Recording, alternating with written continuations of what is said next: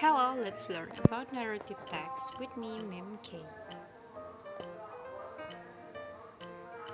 Hello, dear students, welcome to our online class. I hope you are as ready as I am to start learning and have fun. We are in this together, so let's respect and support each other.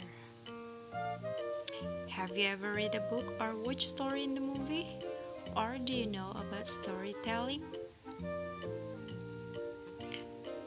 Pernah membaca kisah-kisah ini? Mungkin di masa kecil kalian sering membaca buku cerita ataupun menonton film dongeng.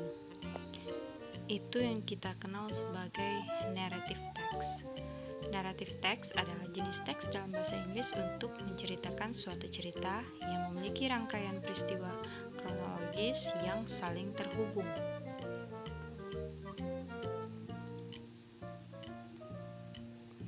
Narrative text juga adalah bagian dari teks yang menceritakan kisah untuk menghibur pembaca atau pendengarnya. Narrative text juga termasuk kisah imajinatif. Social function to entertain the reader about a story. Ada 4 generic structure pada narrative text, yaitu orientation, complication, resolution, and reorientation. Kisah juga diawali dengan title, yaitu relates to the story and grabs the reader attention. Kemudian orientation berisi tentang perkenalan tokoh dan latar.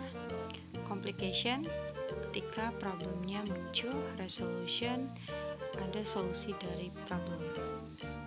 Dan terakhir ending. Kadang pada struktur naratif juga terdapat series of event, yaitu the story continues through a series of unexpected event. Pada orientation tadi menjelaskan orang dan latarnya. Pada complication, the crisis atau problem arise, masalah muncul. Pada resolution, crisis is resolved. Pada reorientation, to retell definition, same with orientation. Dan terakhir evaluation. Let's analyze together. Ini adalah kisah Snow White. Ada 3 paragraf di sana.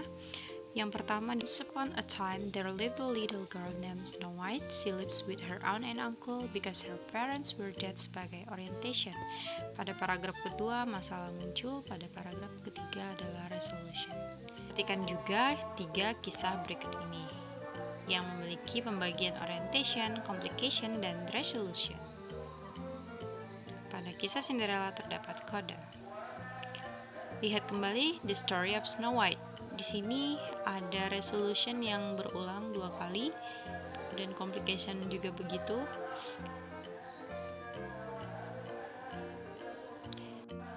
Ingat ya, pada coda berarti show clearly how the character has changed and what has been learned. Jadi terdapat pelajaran serta perubahan karakter dari si tokoh.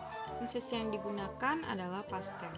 Kadang kita menemukan moral value pada narrative text. Ini adalah jenis narrative text, yaitu legend, fable atau kisah hewan, fairy tale, folktale, short story, real life drama, classic, fantasy, adventure, science fiction, myths, and mystery. Semoga bisa dipahami. Thanks. Wassalamualaikum warahmatullahi wabarakatuh.